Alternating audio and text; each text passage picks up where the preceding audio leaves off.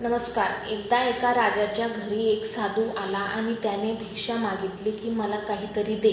पण राजा कुठंतरी बाहेर जात होता म्हणून त्याला काही देऊ शकत नव्हता. तेव्हा राजाला साधू म्हणाला की हे राजन, तुम्ही तर नगरीचे पालन करते आहात, मग तुम्ही मला काहीतरी द्या, असं मला म्हणावेसे वाटत आहे.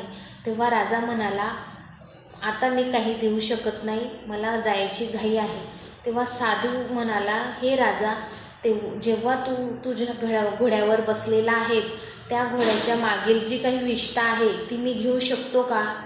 तेव्हा ही कटकट बंद व्हावी आणि मला लवकर जाता यावे म्हणून राजा म्हणाला, हो, तू ती घेऊन जा.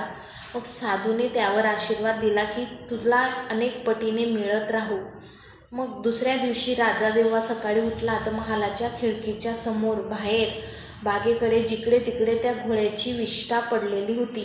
मग राजाला काहीच कळत नव्हते. सगळीकडे दुर्गंध सुटलेला होता. त्याने सेवकांना बोलवून ते जे घोड्याची विष्ठा होती ती उचलायला सांगितली. पण त्यानंतर परत दुसऱ्या दिवशी ती दुपटीने वाढली. असं करत करत भरपूर दिवस झाले, पण ते दुर्गंधीचा खूप त्रास व्हायला लागला.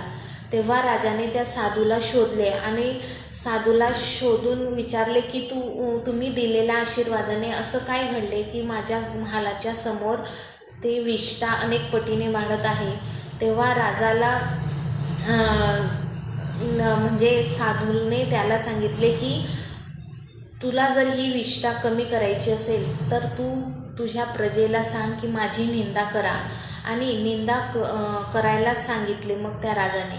तेव्हा काही दिवसातच ती जी लीद होती, ती विष्ठा होती, ती पूर्णपणे नाहीशी झाली आणि राजाला मोठे आश्चर्य वाटले.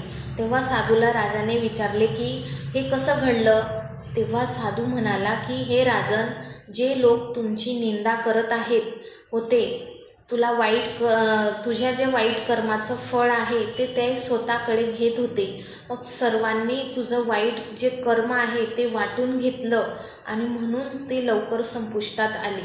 बघा मित्रांनो, मैत्रिणींनो, म्हणूनच साधू संत म्हणतात की कोणाची निंदा करू नये.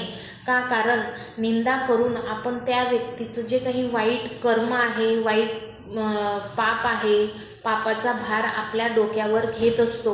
म्हणूनच निंदकाचे घर असावे शेजारी, असं संत तुकाराम महाराजांनी देखील म्हटलंय.